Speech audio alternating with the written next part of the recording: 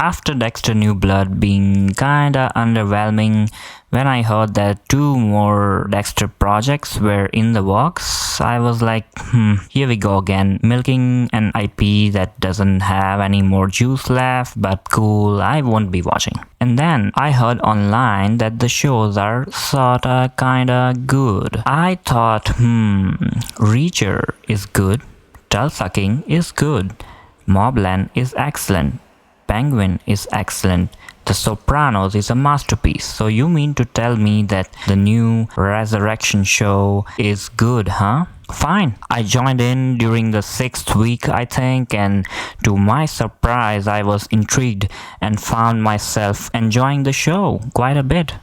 And I was going to title my review enjoyable but has flaws. And then the show ended and I felt like I had a cheap meal from McDonald's or something. Ugh. Okay, so the show has momentum. Things are always happening, which is good because these days that is the bar. Michael C. Hall slips into Dexter like he never left.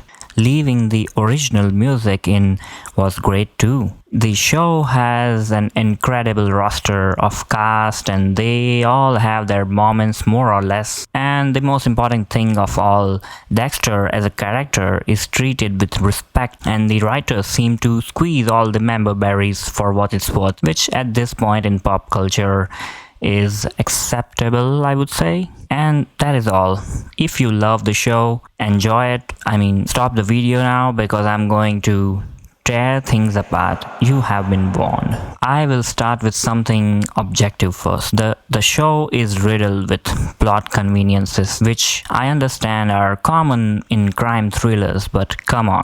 Dexter is so stupid that he parks the car in front of the shop where he's trying to confront Bobby Bacala so that Batista can track him down with the AirPods again. With the AirPods? You remember back in the day, Dexter would look for bugs when he felt like Dokes or Maria was onto him. Now he just doesn't seem to check his surrounding when he gives a ride to Batista. Maybe he's gone sloppy over the years. Also, I kind of wish we had more time with the council of serial killers than we actually did in the show. The most wanted serial killers were kind of stupid to be caught and killed by Dexter in one episode arcs. Usually back in the day we would have an entire season on a killer or at least half a season.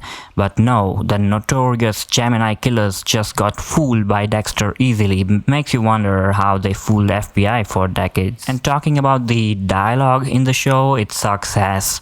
It's expository and lazy at times. The characters say things to each other that they already know for the viewer's sake. You can hire amazing actors, but with shit writers these days, it's all for nothing. Finally, let's talk about pattern noticing. Did you notice any pattern in the show?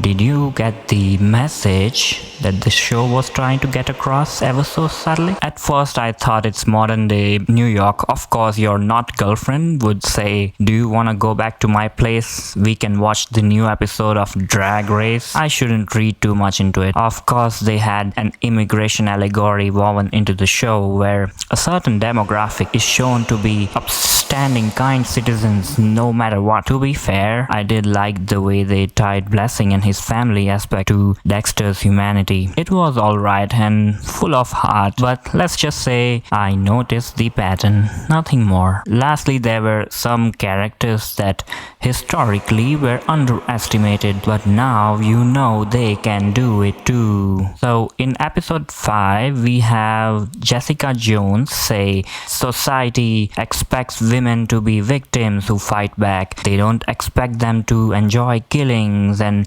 be serial killers or something along those lines, and I had to roll my eyes because clearly she doesn't understand the concept of per capita. Most killers are men and not women, and it's not because of social construct, but it's just basic gender differences. But obviously, what a stupid take I have here. I'm ignorant about the 20,000 other genders, of course. Moving on. Uma is Tyrion's henchman. She is fierce and highly intelligent and skilled assassin. How do we know that? The show tells us that. As soon as I saw her with her mother, again, mother, because we can't have her taking care of her dad because there are no dads anymore. I knew by the end of the show she will be redeemed because she was just misunderstood villain of the show, and the real villain was the timid little man all along. Fucking frustrating. And now we have come to a character that just shatters all the preconceived notions of patriarchal society, a female detective. This was my least favorite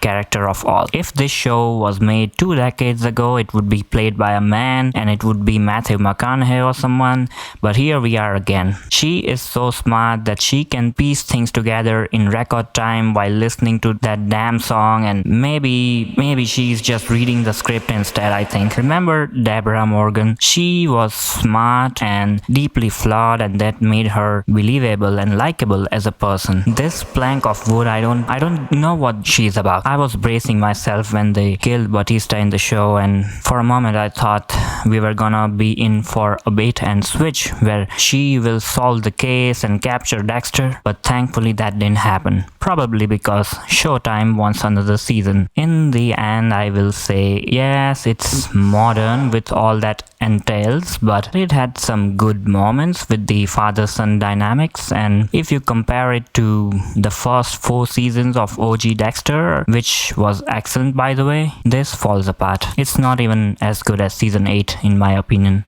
I have yapped all I can about the show today. Until next time.